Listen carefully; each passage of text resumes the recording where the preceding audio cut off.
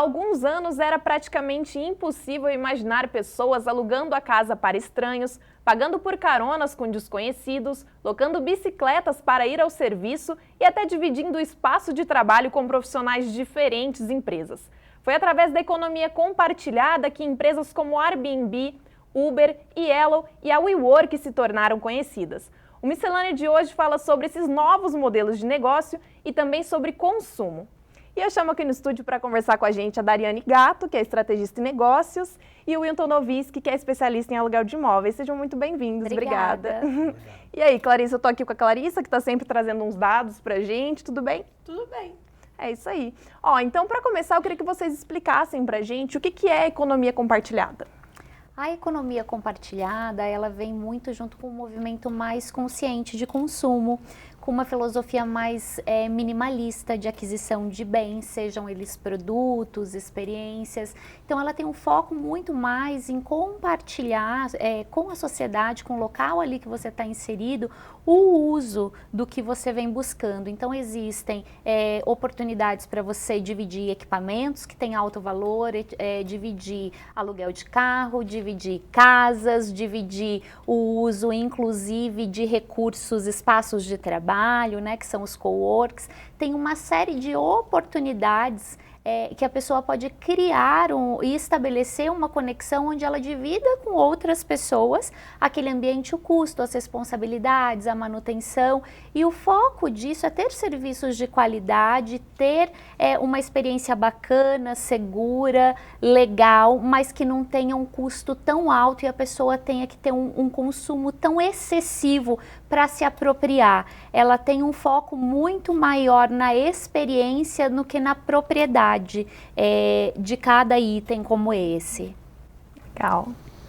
No caso da locação de imóveis, a modalidade de locação por temporada, seja de uma casa inteira, seja de um quarto, seja de uma parte de um imóvel, né? Sempre existiu, sempre foi previsto na própria lei do inquilinato. Só que até 1991 era uma coisa restrita às cidades turísticas.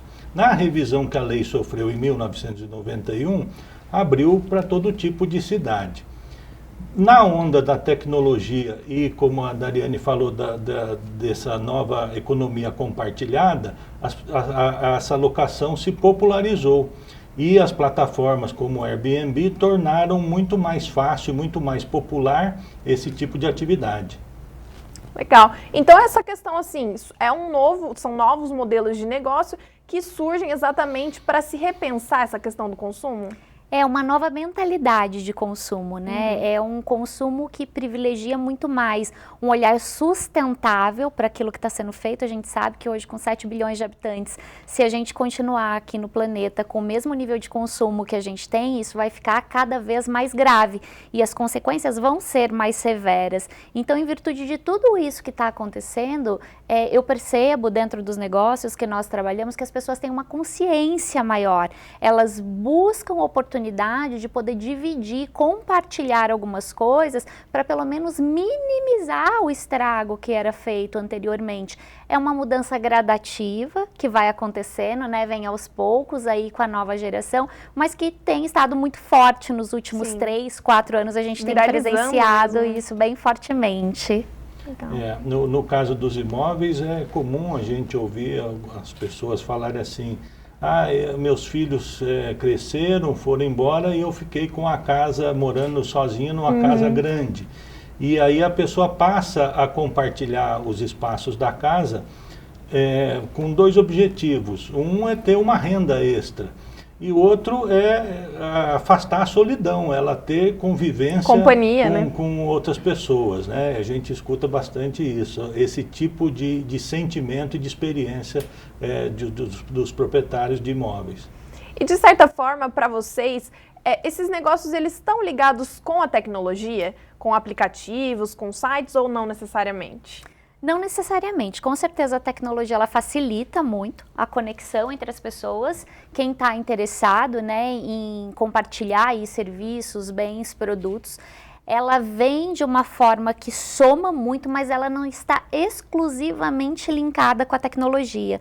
Então, as pessoas podem utilizar isso num formato presencial, mais colaborativo também, em negócios que não têm plataformas tecnológicas diretamente envolvidas. Quando tem plataforma tecnológica diretamente envolvida, qual é a principal diferença? Eles conseguem escalar, ter um alcance muito maior, como as empresas que foi citada aqui no início como exemplo, né? Airbnb, Uber, entre outros. Então, o que eles conseguem fazer? Eles conseguem crescer rapidamente, eles se alastram por conta da tecnologia. Mas muitos negócios compartilhados que utilizam aí a economia compartilhada, às vezes não está numa base tecnológica, mas ele tem a proposta do relacionamento, que é o relacionamento colaborativo e compartilhado. Acho que é a questão até do coworking, né, que a gente estava falando. Sim. Legal. No caso da locação imobiliária, a plataforma está popularizando, né? Como eu disse, é uma modalidade que sempre existiu, né? Só que antes era restrito a algumas cidades, como eu disse, até 1991, e geralmente você tinha as imobiliárias ou proprietários de imóveis que eram especialistas nisso, tinham várias, e era centralizado neles. Hoje a tecnologia popularizou, qualquer um tem na palma da mão. É muito fácil acessar, né? Escolhe Sim. um imóvel no mundo inteiro, né? Pois é. Então isso, no caso específico da locação imobiliária, a popularização está sendo numa velocidade espantosa, eu diria. E assim, os benefícios, é claro que eles, acredito que girem em torno do benefício financeiro. Mas quais são os outros benefícios, por exemplo, no dia a dia? O que vocês acham? Olha, eu vejo um benefício social muito grande, né? Porque se a gente for olhar como Airbnb, Uber, entre outros, eles, além de ter o benefício financeiro para o cliente, que consegue usar esses serviços com um custo menor, ainda tem o benefício financeiro ou a renda extra. Hoje a gente tem um país que está passando, sim, por uma crise e tem em torno de 13 milhões de desempregados. E ter pessoas e ter oportunidades que gerem para eles renda é importante, inclusive, no papel social. Como essa pessoa vai se posicionar diante da família dela, como ela vai levar ali o sustento para a casa dela, como ela vai gerar uma receita, o que ela vai fazer. Além disso, a economia colaborativa, né, compartilhada, ela favorece muito a inovação. Porque mesmo o indivíduo mais inteligente de um grupo, ele não consegue superar a inteligência do grupo, da troca do grupo. A troca, ela é muito poderosa e ela traz aí insights, traz oportunidades de crescimento que um único indivíduo não vai conseguir identificar. Quando a gente trabalha isso na economia colaborativa, na economia compartilhada, o que acontece? Surgem muitas inovações, são identificados muitos pontos que não são atendidos, não são resolvidos hoje ainda, e aí que surgem as novas soluções, os novos aplicativos, os novos serviços, coisas que às vezes a gente nunca pensou e de repente alguém oferece, fala, tem um aplicativo para isso, entra ali, baixa que você já vai achar rapidinho, você fala, já tem até para isso aqui. Então o que acontece? Toda essa economia compartilhada, ela começa a solucionar problemas que eram inviáveis anteriormente de serem solucionados por um indivíduo ou uma única empresa. Ela começa a fazer uma junção dessas inteligências para entregar para a sociedade o que a sociedade está precisando. Na minha visão, ela acaba trazendo muita imovação e um avanço bastante significativo, inclusive das relações. Olha, legal. Na locação imobiliária, a vantagem financeira é inegável, seja do lado do proprietário, seja do lado do inquilino. Mas não é o mais importante. O mais importante é a experiência vivida. As pessoas preferem alugar uma casa ou alugar um quarto, seja um quarto individual ou mesmo um quarto compartilhado com pessoas que ela nunca viu, em busca de uma boa experiência. E isso é o que faz a velocidade do negócio ser espantosa. Porque ela sabe que se ela ir para um resort e que ela tem a condição de pagar, ela sabe que lá ela vai encontrar um negócio bacana, um negócio legal. Mas é uma experiência meio previsível, né? E que se ela não encontra essa experiência lá, ela se decepciona. Sim. Já quando ela busca lá, vou alugar uma chácara para eu descansar o final de semana, você vê pelas fotos um lugar que te agrada, você cria uma expectativa. Quando chega lá, que você se relaciona com as pessoas e vê que são pessoas agradáveis, come uma comida diferente, tem uma experiência diferente, aquilo marca a pessoa e independente se ela teve vantagem financeira ou não, ela quer viver aquilo novamente. E essa foi a base do Airbnb, a experiência, e é isso que está fazendo virar a potência mundial que virou, né? Eu vi um dado recente, só o Airbnb, só ele sozinho, esse ano vai movimentar 44 bilhões de dólares na economia mundial.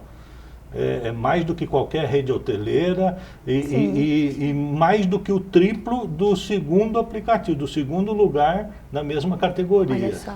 Então é uma coisa espantosa, né? Tem vantagens para todos os lados, né? Sim. Tem. E falando nas vantagens e nos imóveis, tem pessoas que hoje em dia conseguem ter a renda mensal acrescida em 60%. Vocês acham que essa vantagem financeira faz com que as pessoas se interessem mais pela economia compartilhada e pela colaboração, ou vocês acham que não, é só pelo financeiro mesmo? Não, sem dúvida.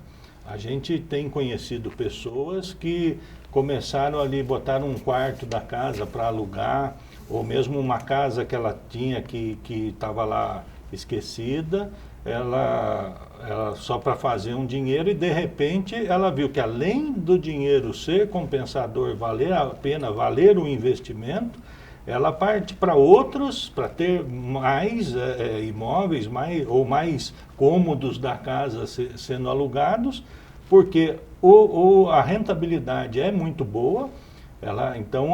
E eu conheço várias pessoas que hoje estão vivendo disso, a renda vem exclusivamente disso, né? E também pela troca de experiências, a oportunidade dela conhecer pessoas de outros estados, até de outros países, né? Isso também estimula as pessoas a compartilhar os seus imóveis. Legal. E a gente falou da Uber um pouquinho antes aqui no programa, mas a Uber foi oficialmente fundada em junho de 2010, não faz nem 10 anos, né? E já está em mais de 700 cidades e 60 países. O que vocês acham que explica esse crescimento tão grandioso nos últimos anos, além da tecnologia? A facilidade de acesso para quem quer participar, né? Hoje a gente busca facilidade em todas as nossas experiências. Um dos pontos que a gente mais busca preservar hoje em dia é o nosso tempo, não ter experiências que sejam muito complicadas, que vá tornar aquilo muito difícil para a gente. Então a gente quer que seja fácil, né? Quando eu vou viver uma experiência, quando eu vou fazer alguma coisa, além de ser prazerosa, eu quero que ela seja fácil para eu consumir aquilo ali. Então o Uber, ele trouxe muito essa questão da facilidade de ser uma questão amigável para você trabalhar. Dentro da parte dos profissionais também que estão lá afiliados à plataforma, para eles entrarem, existe uma burocracia, uma avaliação, né, do que é feito, mas muito menos complexa, por exemplo, do que se uma pessoa quisesse se tornar taxista, que tinha um valor muito mais alto envolvido, uma burocracia muito mais alta envolvida, toda a questão de licenças e uma série de outras coisas. E com essa desburocratização do serviço, que é o serviço de deslocamento através dos carros, que é o que a Uber faz, ela vem de deslocamento para a gente, né? O conforto, algo mais amigável para trabalhar com você. Muitas vezes eu pego um Uber e eu vou da minha casa até o trabalho conversando com a pessoa. Eu desço, eu tô a melhor amiga do motorista e ele é o meu melhor amigo. A gente sabe de tudo que está acontecendo ali. Então essa facilidade, essa proximidade, ela faz com que o serviço ele seja bem visto, que ele seja um serviço amigável e que uma pessoa, além de ter toda a parte da plataforma, da tecnologia que a gente está falando aqui, tem a indicação do amigo também, né? Vai eu me gerando lembro, boca a boca, né? Isso, há uns anos atrás, quando a pessoa fala, já usou Uber? Eu falava, não, o que é isso? Tinha até um desconto quando você convidava um amigo. Vai mandando cupom. O Airbnb também é bem novo, né? É novo, surgiu em 2007. Né? Até tem um fato curioso, que a origem do nome Airbnb, o Air veio de colchão de ar, né? B&B é uma sigla em inglês conhecida que é Bed and Breakfast, né? pessoas que tradicionalmente ofereciam quartos da sua casa em beiras de estrada, para a pessoa dormir, no dia seguinte tomar um café da manhã e ir embora, né? E em 2007, 2 jovens em São Francisco também, na mesma cidade do Uber, eles precisavam de dinheiro e houve um evento na cidade que os hotéis não tinham vagas. Então eles eles botaram um colchão de ar num quarto da casa deles e criaram um aplicativo e começaram a divulgar que eles alugavam aquele espaço. Olha. Né? Então, o que eu falo que a experiência é a base do negócio. De um problema cotidiano ali se cria uma empresa. E assim, a experiência vivida pelas pessoas que alugaram foi muito boa. A instalação não era boa, era um colchão no chão. Muito simples. Mas a experiência que eles ofereceram como guias de turismo, como oferecendo boas refeições para as pessoas, fizeram com que elas quisessem usar mais vezes aquilo ali e a coisa ganhou a proporção que ganhou, né? Olha que história Muito legal. Curiosa, eu não sabia. É uma coisa bem curiosa mesmo. Legal. Bacana. E curioso a gente falar que a Dariane estava comentando com a gente que é dona de um coworking. Sim. Como começou essa ideia? Olha, foi uma ideia muito legal. Quando eu comecei a trabalhar e criar a minha empresa, eu percebia que para você montar uma infraestrutura mesmo, um negócio, você precisa investir. E não são todos os empreendedores que quando ele vai iniciar um negócio, ele está ali com uma reserva de caixa para isso, para mobiliar, alugar, decorar, deixar super legal para receber o cliente dele. Todo cliente gosta de ser bem recebido. Quando eu tive a oportunidade, lá no mesmo prédio que eu tenho a empresa, surgiu a oportunidade de pegar um outro espaço, eu tive a ideia de montar um espaço compartilhado, onde eu poderia receber empreendedores que sejam iniciantes ou profissionais que precisam de um espaço de trabalho compartilhado, mas que não estão dentro da nossa cidade. Tem bastante, mas tem alguns que são mais específicos para determinadas atividades. O nosso ele tem um foco bem corporativo, então ele é um espaço de trabalho bem corporativo, ele é mais formal. É mais segmentado. Isso, é mais segmentado. É que então, todo mundo pensa em coworking, aquela coisa colorida. Uma casa, né, com puff, rede, tem vários, assim, isso é muito legal. Só que, de repente, por exemplo, eu sou um advogado e aí eu vou receber um cliente para tratar de contratos, de processos, uma série de coisas. Como eu vou receber ele em uma sala de reunião que não está tão preparada, às vezes, para um assunto que seja mais sério, mais sóbrio? Então, nós criamos o nosso cowork pensando nesse espaço de pessoas que buscam um espaço mais corporativo. Então, o nosso é focado mais nessa experiência e tem sido uma experiência ótima. A gente tem recebido tem empresas que ficam dentro do nosso espaço, elas já estão lá. Nós conseguimos ver que as pessoas trocam muita informação, então como tem empresas diferentes, eles se conectam e trocam informações e criam soluções novas e criam parcerias, é uma troca muito legal. Legal. Falando nisso, no Censo Coworking de 2018, a maioria das empresas presentes nesse tipo de ambiente eram iniciantes. Vocês acham que o surgimento desses espaços propicia o aparecimento de novas empresas, a possibilidade de novas interações entre as empresas que ficam presentes nesses lugares? Como que dá, por exemplo, no seu coworking essa interação? Sim, proporciona essa troca e também muitas empresas que estão dentro do espaço são empresas nascentes, iniciantes, né? Que ela divide ali com você o custo da manutenção do espaço, ela está dentro de um espaço que ela não precisa ter tantas responsabilidades. Dentro do nosso coworking lá tem uma empresa, mas que os sócios vão para a empresa 3 vezes por semana. Eles não estão todos os dias, eles são de outra cidade. Olha. Então, para eles vale a pena ter esse ambiente, ter esse escritório ali, tem um endereço, tudo direitinho, para eles colocarem no cartão de visita, para receber as correspondências, mas eles têm essa flexibilidade com todo o atendimento profissional que é necessário. E quando eles se encontram e são negócios complementares, muitas vezes um pode oferecer solução dentro do negócio do outro, e eles fazem negócio entre si, né? O que é bem bacana. Olha, que legal. Gente, o papo tá ótimo, mas a gente vai fazer uma pausa rapidinho e o Miscelânea volta já já.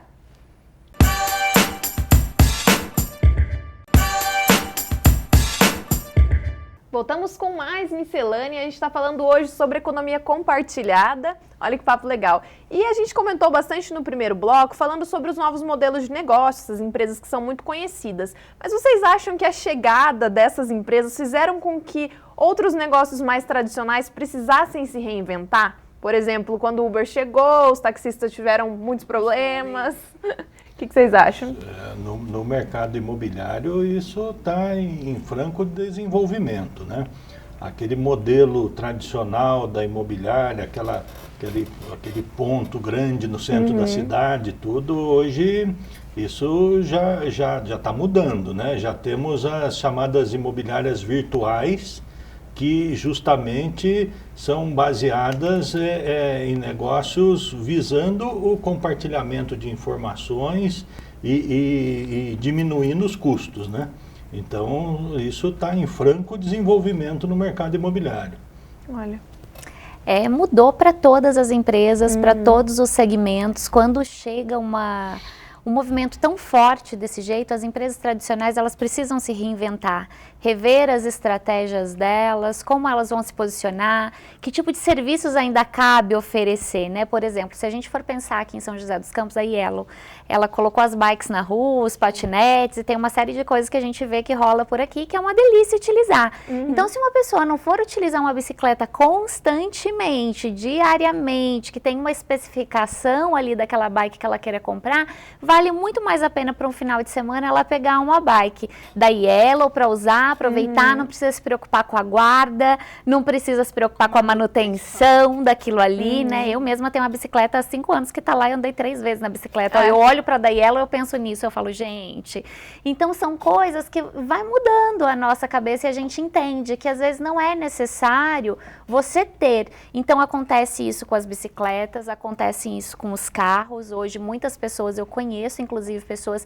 que fazem conta de custo-benefício de ter um carro e manter um carro, tendo serviço de deslocamento de tão fácil acesso. Como ficam as montadoras aí, né? Como fica toda essa indústria que foi criada, ela vai ter que se reinventar, ela vai ter que criar uma forma de gerar valor e se reconectar ali com o cliente dela, que hoje está com um foco no consumo muito mais minimalista e voltado para a experiência dele, não para a propriedade em si. É possível que elas se reinventem? É possível, desde que elas efetivamente entendam esse futuro que está por vir, né? Muitas coisas ainda vão ser muito transformadas. Eu acredito que hoje a gente não tem nem dimensão de tudo que vai acontecer aí nos próximos 20 anos, a gente imagina. Um tempo atrás a gente não tinha nem noção, né? 10 anos atrás. Mas a gente não consegue concretizar. Mas existem muitos especialistas na área, pessoas que acompanham isso e conseguem ajudar as empresas a se reinventar e criar soluções que possam ajudar elas, cada uma dentro do seu segmento. Legal. E a gente falou dos imóveis. Aqui em São José, por exemplo, aqui na Urbanova, que é um bairro da cidade, já tem casa sendo alugada por temporada, casa residencial. Isso impacta diretamente as imobiliárias, né? Como estavam comentando. Aqui em São José dos Campos, ao contrário que muita gente pensa, o mercado de locação por temporada ele cresce numa velocidade assustadora. A gente nem imaginava que tinha aqui, né, pertinho. É muito legal saber isso. Cresceu nos últimos 3 anos na base de 5% por trimestre. Porque muitas pessoas são de fora da cidade também aqui, né? Aqui no bairro Urbanova, em São José dos Campos especificamente, tem 3% dos imóveis disponibilizados para locação por temporária estão aqui no bairro, com uma taxa de vacância muito baixa, acima de 80% a ocupação desses imóveis. Então é uma coisa muito interessante e em cada região da cidade isso está acontecendo por motivos diferentes. Talvez no Urbanova por conta de gente que venha para a Univap, perto lá na região do Jardim da Granja, ali na Zona Leste, por conta do DCTA, da Embraer, região da Vila Industrial, por conta do Hospital Municipal. Em cada canto da cidade, vai concentrando de acordo com as necessidades, por necessidades diferentes, e a coisa está crescendo e vai movimentando a economia. seja casas inteiras, seja só aluguel de quartos, quartos compartilhados. Então, em todas as modalidades, elas estão surgindo pela cidade. A gente está falando bastante do Airbnb, então vou continuar aqui. Em 2018, mais de 640 mil famílias viajaram por causa do aplicativo. Vocês acham que essa facilidade nas locações faz com que as pessoas viajem mais? Eu acredito que sim, porque barateia o custo.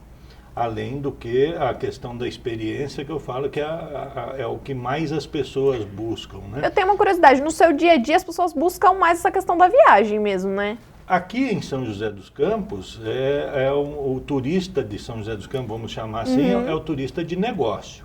A pessoa que vem para trabalhar, pensando na zona urbana, porque nós temos a zona rural, lá o distrito de São Francisco Xavier, tudo que aí, Monteiro Lobato, que aí é o turista de lazer, né? Mas pensando aqui dentro da zona urbana, aqui é o turista de negócio, é a pessoa que veio para São José dos Campos para trabalhar ou para estudar. Inclusive, São José dos Campos não sofre sazonalidade nesse turismo, porque ele acontece o ano inteiro. Né? Claro, alguns meses mais, outros menos, mas uma variação pequena. Diferente de um polo turístico, onde as pessoas vão para passar férias, que aí ou é verão ou é inverno, dependendo julho, janeiro. Da característica do lugar. Né? Então, assim, dependendo da região da cidade, o motivo é diferente. Mas as pessoas vêm, não só buscam esse tipo de locação, não só para economia, para economizar, mas também para viver uma situação mais agradável, que lhe agrade mais. O dia a dia de hotel, muitas vezes, é uma coisa meio monótona. A pessoa ela está bem hospedada, mas não está em casa. Né? E muitas vezes ela quer se sentir em casa. Ou quer ficar sozinha, né? Às vezes aluga o apartamento para ficar sozinha. Exato, ou isso, né? Mas o que a gente mais escuta das pessoas é aquele sentimento de estar em casa, de estar mais à vontade. Essa que é a ideia. Querendo ou não, acho que no hotel ficou um pouco diferente, né? Legal. E assim, a gente comentou, né, durante o programa todo, que as pessoas realmente estão usando mais esses serviços, mas vocês ainda acham no dia a dia aí de vocês que algumas pessoas têm um certo receio? Assim, não vou pegar um BlaBlaCar, que é uma carona com um desconhecido, porque eu acho que não é seguro. O que vocês acham? Sim, existe sim esse receio. Tem muita coisa ainda que precisa ser ajustada, é tudo muito recente, né? Tudo muito novo, é uma mudança muito grande. A gente vive num país que a segurança ela não é altíssima, a gente depende muito de fatores que estão envolvidos ali. Então as pessoas têm receio, têm medo de pegar uma carona com um desconhecido, de fazer uma locação às vezes de um imóvel e que é a primeira avaliação daquele imóvel, ninguém ainda ficou naquele local, ela vai ser a primeira. Ali, não tem alguém que deixou um depoimento, as pessoas sentem medo disso e elas temem pela segurança delas. Mas à medida que elas utilizam o serviço e têm uma boa experiência, essa resistência inicial ela vai sendo quebrada aos poucos, até que de repente aquilo ali se torna parte do dia a dia dela, usual. Aí ela vai viajar, ela já quer pensar no Airbnb, ela vai se deslocar e tá sem um carro, ela já vai pensar no Uber. As primeiras vezes são as vezes que a pessoa fica mais resistente, com medo, porque ela não conhece também. E aí depois isso vai se naturalizando e ela vai ficando mais à vontade. Os hábitos ali também, né? No caso da locação de imóveis, há uma certa resistência por parte dos condomínios. As pessoas falam, mas vai vir uma pessoa estranha que eu não conheço. Não de ir para um lugar estranho, mas receber um estranho. Exato. Então, isso existe, é uma coisa que existe. Porém, não há dados que mostrem que aumento de criminalidade por conta de locação por temporada. Então, assim, eu acho que é mais desconhecimento e também a necessidade dos condomínios se adaptarem, criarem regras, criarem normas que as pessoas tenham que cumprir, também em nome da segurança. Mas não há um dado dizendo, olha, aumentou o índice de furtos, a residência, porque passou a ter aluguel por temporada naquele condomínio. Isso é um dado que não existe, pelo menos nunca foi divulgado. Né? Então, eu acho que é mais desconhecimento das pessoas E, claro, vai gerar uma mudança de comportamento que todos nós temos que nos adaptar, né? Tá falando dos meios de transporte compartilhados, né? E eu vou falar da Yellow, que foi fundada em 2017, já tem um crescimento imenso, já está presente em 5 países. Vocês acham que esse crescimento é porque o modelo de negócio é ligado à sustentabilidade e está tendo um boom agora, ou é mais ligado à ineficiência do serviço de transporte público em determinados países? Acho que está muito ligado à necessidade de determinados países, com toda certeza. Quando você coloca ali uma opção dentro de um país que ele tem um sistema de transporte público que é menos privilegiado, ou menos organizado, ou menos planejado, isso ajuda muito, né? O usuário, o cliente ali a se deslocar e não ficar perdendo tanto tempo no trânsito, ou esperando tanto tempo um metrô, um ônibus, ou um deslocamento, qualquer que seja ali. Mas também tem a questão da facilidade para pequenas distâncias, que muitas vezes a pessoa vai fazer. Ela mora ali em determinado lugar, ela quer fazer 3 quadras, né? O sistema de transporte é legal, funciona tudo bem, mas ela tem uma bike, um patinete ali do lado dela. E em questão de 5 minutos, 6 minutos, ela vai pegar o patinete, ela vai pegar a bicicleta. Economizar e ela o vai tempo que ela ia gastar andando. Sim, e ainda se divertindo, porque a maioria das pessoas que usam gostam, né? Gostam às vezes de andar de bicicleta, gostam de andar de patinete, aquilo é divertido. Então ela faz um deslocamento, ela faz um uso do serviço, ao mesmo tempo que ela está usando um meio de transporte, ela está contribuindo com a qualidade de vida dela, né? Que é um momento que ela se distrai, que ela higieniza um pouco ali a cabeça, que ela faz alguma coisa que tem a ver com ela.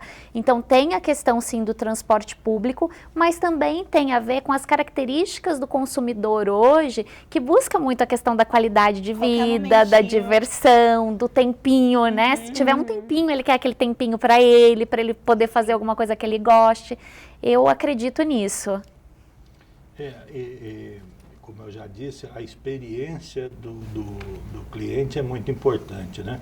A gente vê em grandes corporações já um movimento de se pensar na felicidade do cliente. Eu já vi algumas empresas usarem a sigla CHO, né? Customer Happiness Office.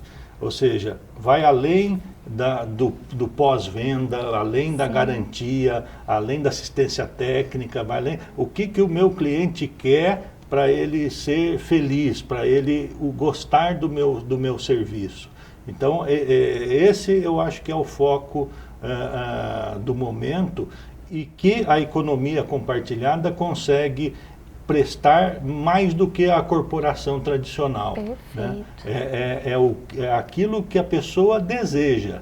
E que ela vai querer repetir, né? Que ela vai querer repetir. O ônibus pode ser muito bom, mas o ônibus tem aquele caminho pré-determinado. A bicicleta faz o caminho que o ônibus você não quer repetir. Se você pegar muito lotado, você não vai querer repetir.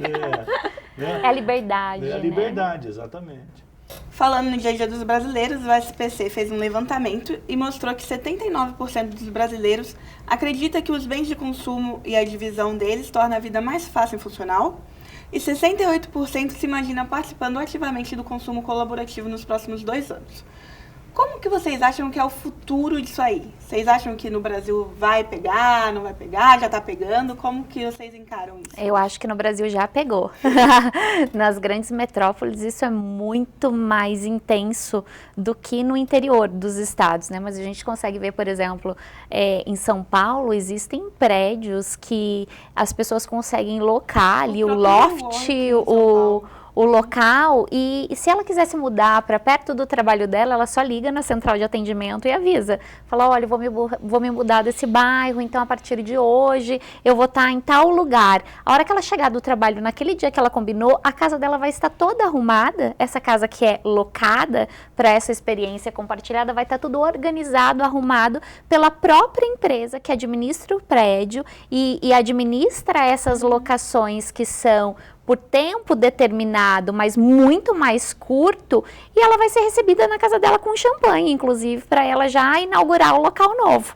Então, isso já pegou em muitos lugares. A gente consegue ver que é uma tendência, é irreversível, na minha opinião, a questão da economia compartilhada. O que vai mudar é o quanto as pessoas estão dispostas a compartilhar em prol do crescimento coletivo. Né? O quanto eu estou também disposta a ceder, o quanto eu estou disposta a dividir para ter uma qualidade de vida melhor, para ter relacionamentos melhores, para ter um desenvolvimento social melhor no ambiente que eu estou inserida. E para você? Eu acho que é um caminho sem volta. Muita gente usa da economia colaborativa sem saber que se chama economia colaborativa. Sim. Essa que é a verdade, né? Então talvez esse número seja até maior de repente, mas não tem volta. O que eu acho que vai acontecer é uma acomodação das corporações, porque enquanto muitos estão crescendo, tem gente perdendo, né? E aí quando mexeu com o dinheiro é que a coisa muda. Então, mas que vai ter que haver uma adaptação e uma acomodação para se chegar em um ponto comum, né? E antes da gente terminar, eu queria saber de vocês, na opinião de vocês, como que isso impacta na estrutura da cidade? Por exemplo, falando aqui de São José dos Campos, se vocês percebem que a cidade ela é diferente do que ela era antigamente?